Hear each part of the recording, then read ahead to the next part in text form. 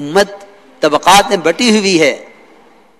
اللہ کی غیبی نصرتوں کے نزول کا جو اصل سبب ہے وہ امت کی اجتماعیت ہے. اس کو اجتماعیت نہیں کہتے کہ کالے یہاں جمع ہو گئے، گورے وہاں جمع ہو گئے، ایک زبان والے یہاں جمع ہو گئے، ایک زبان والے وہاں جمع ہو گئے. یہ امت کا تفرق ہے، یہ امت کی اجتماعیت نہیں ہے.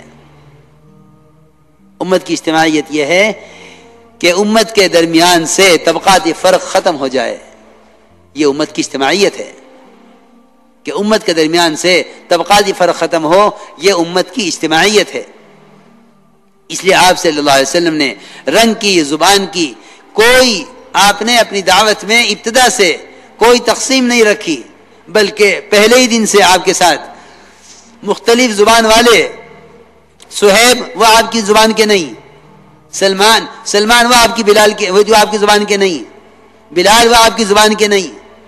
کوئی حبشی ہے، کوئی رومی ہے، کوئی فارسی ہے، ایک بھی عربی نہیں ہے.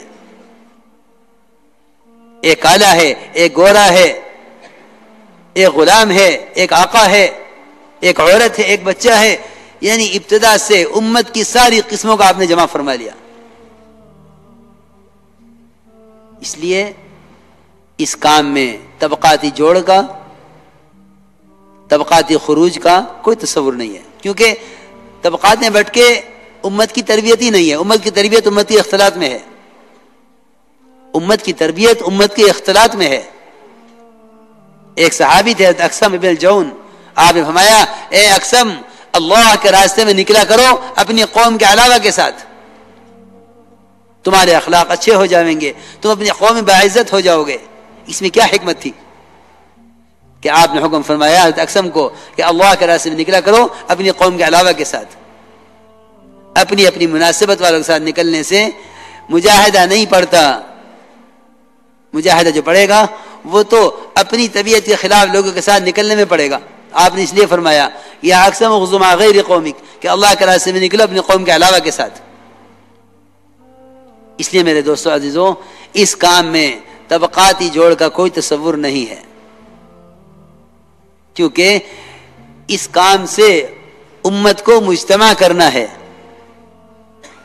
امت کے درمیان کے طبقاتی فرق کو اس کام سے ختم کرنا ہے. اگر اس راستے میں بھی امت طبقاتی بنیاد پر نکلی، یہ طبقاتی بنیاد پر جمع ہوئی، تو اس سے امت کو تقویت نہیں ہوگی، طبقات کو تقویت ہوگی. اس سے امت کو تقویت نہیں ہوگی، بلکہ امت کے تفرق کو تقویت ہوگی، امت کی اجتماعیت کو تقویت نہیں ہوگی.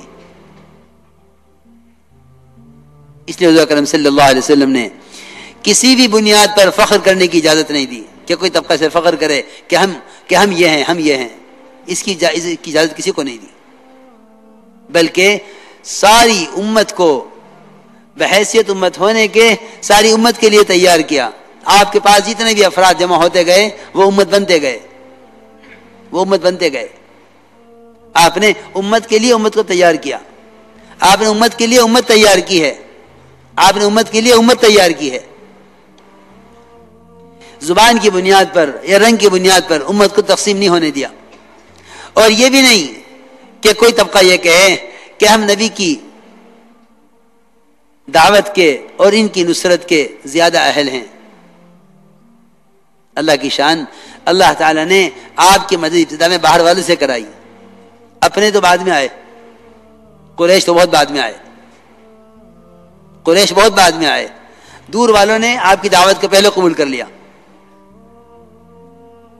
اس لیے میرے دوستو عزیزوں، میں نے عرض کیا تھا کہ اصل میں ہمارے کام میں طبقاتی جوڑ کا کوئی تصور نہیں ہے، کیونکہ اس محنت سے امت بنانی ہے، اس محنت سے امت بنانی ہے. تو دعوت کا بنیادی جو مقصد ہے وہ ہے دعوت کے دعوت کے ذریعے سے امت بنے. طبقاتی جوڑ کا ہمارے کام میں کوئی تصور نہیں ہے، کوئی تصور نہیں ہے، کیونکہ دعوت سے امت بنانی ہے. آپ صلی اللہ علیہ وسلم کے یہاں سب سے اہم اور بنیادی چیز وہ انفرادی دعوت تھی، جو میں عرض کر رہا تھا کہ ایک ایک فرد کو خود جا کر دعوت دو، ایک ایک فرد کو خود جا کر دعوت دو. میرے دوستو عزیزو، اس نقل و حرکت کا کوئی بدل نہیں ہے، اس نقل و حرکت کا کوئی بدل نہیں ہے. اور دعوت دے کر اپنے ماحول میں لاؤ کہ یہاں مسجدیں کس لیے بنی ہیں. حضرت نے حیات الصحابہ میں ایک عنوان قائم کیا ہے، لماذا بنیت المساجد وماذا كانوا يفعلون فيها، کہ مسجدیں کیوں بنائی جاتی تھی اور صحابہ مسجدوں میں کیا کیا کرتے تھے. اسی میں حضرت نے یہ سارے اعمال صحابہ کے نقل کیے ہیں کہ مسجد میں ایمان کا حلقہ قائم ہوتا تھا اور ملاقاتیں کر کے لوگوں کو یہاں ایمان کے حلقوں میں لا کر جوڑا جاتا تھا. اس طرح میرے دوستو عزیزوں، ایمان کی مجلسوں میں لا کر یہاں جم کر دعوت دو، یہ بات سمجھاؤ کہ کرنے والی ذات اللہ کی ہے. جتنا نظام کائنات ہے وہ تو اللہ کے تعارف کے لیے ہے، اللہ سے استفادے کے لیے نہیں ہے. حضرت سمجھتے تھے اللہ کی ذات سے فائدہ اٹھانے کے لیے کائنات کا یقین نکلنا شرط ہے. اللہ کی ذات سے فائدہ اٹھانے کے لیے کائنات کا یقین نکلنا شرط ہے. جن کے دلوں میں کائنات کا یقین ہوگا وہ قدرت سے استفادہ نہیں کر سکتے. جن کے دلوں میں کائنات کا یقین ہوگا وہ قدرت سے استفادہ نہیں کر سکتے. اس لیے یاد رکھنا یہ بات کہ قدرت اللہ کی ذات میں ہے، نظام کائنات میں قدرت نہیں ہے. نظام کائنات تو قدرت سے بن کر قدرت کے تابع ہے. زمین میں، آسمان میں، چاند میں، سورج میں، ستاروں میں کسی میں قدرت نہیں ہے. قدرت اللہ کی ذات میں ہے، قدرت اللہ کی ذات میں ہے. کائنات تو قدرت سے بنی ہے اور قدرت کے تعارف کے لیے بنی ہے. اس لیے میرے بزرگ دوستو عزیزو، اللہ تک پہنچنے کے لیے ضروری ہے کہ شکلوں کا انکار کرو. ابراہیم علیہ السلام نے ساری شکلوں کا انکار کیا، ستارے کا بھی، چاند کا بھی، سورج کا بھی، نمرود کا بھی، ساری شکلوں کا انکار کرتے چلے گئے. جب شکلوں کا انکار کیا تو سارا ماحول خلاف ہو گیا، سارا ماحول خلاف ہو گیا، سارا ماحول خلاف ہو گیا. شکلوں کا انکار کیا ابراہیم علیہ السلام نے اور ساری شکلوں کو توڑا، سارا ماحول خلاف ہو گیا کہ جلاؤ ابراہیم کو. چنانچہ ایسی آگ تیار کی گئی جس کے اوپر سے پرندہ گزر نہیں سکتا تھا. کیونکہ بات یہ ہے کہ میرے دوستو عزیزو، باطل جو مقابلے پہ آتا ہے، باطل جو مقابلے پر آتا ہے وہ صرف اور صرف دعوت اللہ اور توحید کے بیان کرنے پر آتا ہے. انبیاء علیہ السلام کی انفرادی عبادت سے غیروں کو کوئی اختلاف نہیں تھا، غیروں کو کوئی اختلاف نہیں تھا. باطل جو مقابل آئے گا وہ اللہ کی توحید کو بیان کرنے سے آئے گا. دیکھو، اللہ کی توحید کو بیان کرنا بذات خود مقصود ہے، اس سے فراغت نہیں. لکھا ہے علماء نے کہ احکام کا علم عمل کے لیے مقصود ہے، اس سے فراغت ہو جائے گی. نماز کا علم حاصل ہو گیا، نماز اس کے مطابق پڑھنی ہے. روزے کا علم حاصل ہو گیا، روزہ اس کے مطابق رکھنا ہے. لیکن اللہ کی توحید کو بیان کرنا بذات خود مقصود ہے. مومن کو اس سے فراغت نہیں ہے، کہ مومن کو اس سے فراغت نہیں ہے. اس لیے حکم دیا گیا ہے کہ اے لوگو اللہ کی توحید بیان کرو، کیونکہ ساری نیکیوں کا مدار توحید پر ہے. اس لیے قرآن نے کھل کر کہا ہے کہ جب تنہا اللہ کا ذکر کیا جاتا ہے، جب تنہا اللہ کا ذکر یعنی اللہ کے تذکرے کیے جاتے ہیں، سنو دھیان سے، جب تنہا اللہ کے تذکرے کیے جاتے ہیں اور اس کے ما سوا کا انکار کیا جاتا ہے، اشمئزت قلوب الذین لا یؤمنون بالآخرہ، تو غیروں کے دل سکڑ جاتے ہیں اور سمٹ جاتے ہیں اور بھیجتے ہیں ان کے دل اللہ کی توحید کو بیان کرنے سے. وَإِذَا ذُكِرَ الَّذِينَ مِن دُونِهِ، اور جب اللہ کے غیر کا ذکر کیا جاتا ہے تو وہ خوش ہو جاتے ہیں، وہ خوش ہو جاتے ہیں کہ ہمارے معبودوں کا تذکرہ ہو رہا ہے. میرے دوستو عزیزو، آج بھی خدا کی قسم باطل جتنا خوش ہے وہ مسلمان کے اللہ کے غیر کے تذکروں سے خوش ہے. اگر آج بھی ہم توحید کو اس طرح بیان کریں جس طرح صحابہ نے بیان کیا تو اللہ تعالیٰ آج بھی باطل کے دلوں کو اس طرح سکیڑیں گے، اس طرح سمیٹیں گے، اس طرح دباویں گے کہ تم اس طرح اللہ اکبر. وہ تو اللہ کی توحید کو بیان کرنے سے مسلمان کے دل سے اللہ کے غیر کا خوف نکلتا ہے. ورنہ جتنی بے دینی ہے وہ ساری کی ساری بے دینی اللہ کے غیر کے تاثر کی وجہ سے ہے. اللہ کے غیر کے تاثر کی وجہ سے ہے.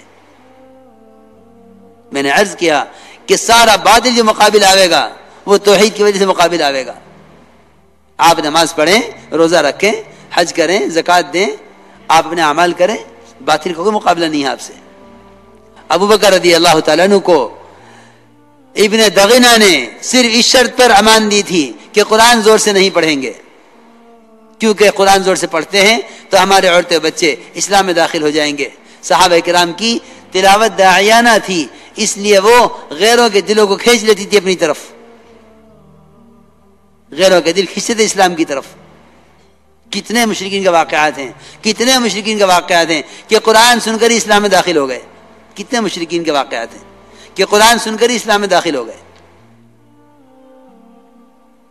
کیونکہ دعوت کے اندر وہ جاذبیت ہے کہ جس سے اسلام کے سارے اعمال غیروں کو اسلام کی طرف کھینچیں گے اور بے دین لوگوں کو دین کی طرف کھینچیں گے. اس لیے میں نے عرض کیا کہ جب اللہ کی توحید بیان کی جائے گی تو باطل مقابل آئے گا. یہاں اللہ تعالیٰ امتحان لیتے ہیں انبیاء علیہ السلام کا کہ دیکھنا یہ ہے کہ اس وقت, کیونکہ اللہ کا دستور ہے کہ کوئی بھی آمنا کہہ دے ہم اس کو چھوڑ دیں گے نہیں, جو آمنا کہے گا ہم اس کے ایمان کا امتحان لیں گے. یہ امتحان تھا کہ ساری نمرودیت خلاف ہے اور آگ میں ڈالا جانا ہے ابراہیم علیہ السلام کو. ادھر جبرائیل سمندروں کے پہاڑوں کے فرشتے کو لے کر آ گئے. سمندروں کا بھی فرشتہ, پہاڑوں کا بھی فرشتہ, کہ فرمائیے کیا حکم ہے. اما الیک فلا, ہمیں آپ کی کوئی حاجت نہیں ہے. میرے دوستو عزیزو, اس کام کے لیے جبرائیل کا آنا ضروری نہیں تھا. ایک معمولی سے چھوٹا فرشتہ وہ اس کام کو کر گزرتا, یا پہاڑ کو یہاں سے اٹھا لیتا, یا ابراہیم علیہ السلام کو اٹھا لیتا, یا آگ کو غائب کر دیتا, یا پانی کا ایک بہاؤ بہا دیتا. یہاں سب سے بڑے کو اس لیے لائے ہیں کہ تاکہ یہ بات ثابت ہو جائے کہ اللہ کی ذات عالی سے براہ راست فائدے اٹھانے کے لیے جتنا اللہ کا غیر ہے اس سب سے رخ پھیرنا پڑے گا. اس لیے کہیں یہ ثابت نہیں ہے کہ انبیاء علیہ السلام نے اپنی مدد کے لیے فرشتوں کو طلب کیا ہو. مطالبہ اللہ سے ہے براہ راست. فرشتے تو انبیاء علیہ السلام کے اکرام میں اور جہاد کی فضیلت میں اترتے تھے. انبیاء کے اکرام میں اور جہاد کی فضیلت میں یہ فرشتوں کے نزول کا سبب ہے. ورنہ نہ اللہ کو ضرورت ہے فرشتوں کی کہ مدد ان کے ذریعے سے کریں, اور نہ انبیاء کو ضرورت ہے فرشتوں کی کہ اللہ نبیوں کے ساتھ ہے. آپ نے صاف فرما دیا اللہ معنا, کہ اللہ ہمارے ساتھ ہے. وہ تو جتنی شکلیں ہم نے اپنے اللہ کے درمیان بنا لی ہیں, ان شکلوں نے اللہ سے دوری پیدا کر دی ہے. اس لیے اللہ تعالیٰ نے امتحان لیا جبریل کو بھیج کر. آپ نے فرمایا اما الیک فلا, ہمیں آپ کی کوئی حاجت نہیں ہے, ہمیں آپ کی کوئی حاجت نہیں ہے. اللہ تعالیٰ نے پھر آگ کو حکم براہ راست دیا ہے. قلنا یا نار کونی بردا وسلاما علی ابراہیم, حکم براہ راست ہے آگ کو. آگ کو حکم براہ راست ہے, کیونکہ جب ابراہیم تم نے اپنے ہمارے درمیان کسی کو ذریعہ نہیں بنایا تو ہم نے بھی اپنے آگ کے درمیان کسی کو ذریعہ نہیں بنایا. اسے کہتے ہیں اللہ کی ذات عالی سے براہ راست فائدہ اٹھانا. میرے دوست بزرگ عزیزو, ایک سبب ہے یہ ایمان کی تقویت کا کہ انبیاء علیہ السلام کے واقعات بیان کیے جاویں, کیونکہ نبیوں کے واقعات کا بیان کرنا دلوں کے جماؤ کا سبب ہے.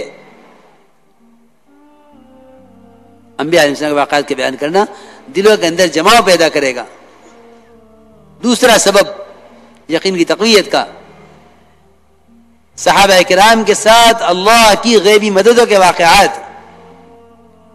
حیات الصحابہ میں حضرت نے جتنی تائیدات غیبیہ نقل کی ہیں صرف یہ بتانے کے لیے کہ اگر ایسا یقین ہو اور اللہ کے ساتھ ایسا گمان ہو اور عبادات ایسے کمال کی ہوں اور معاشرہ صحابہ والا ہو اور اخلاص، اللہ کی رضا کی طلب، اللہ کے غیر سے ایسا استغنا ہو، تو پھر اللہ تعالیٰ کی یہ غیبی تائیدات بندے کے ساتھ ہیں۔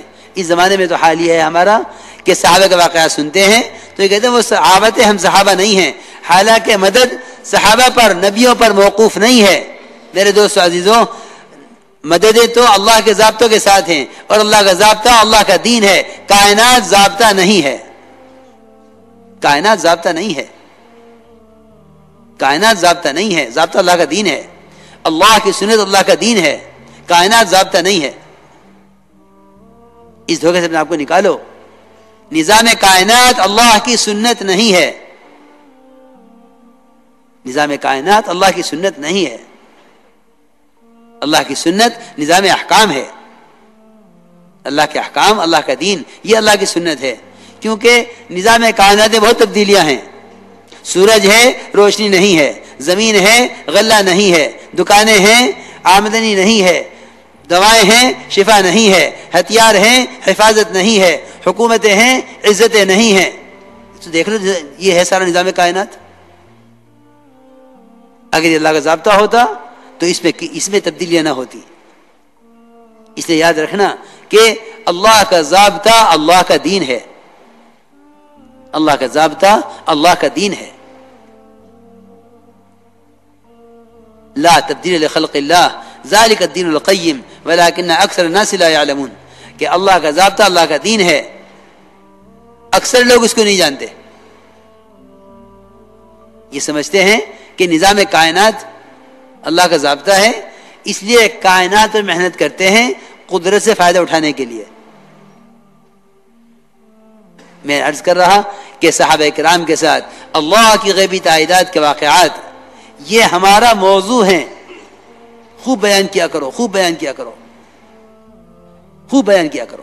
کرامتیں بیان کرو گے تو شخصیتوں کا یقین پیدا ہوگا،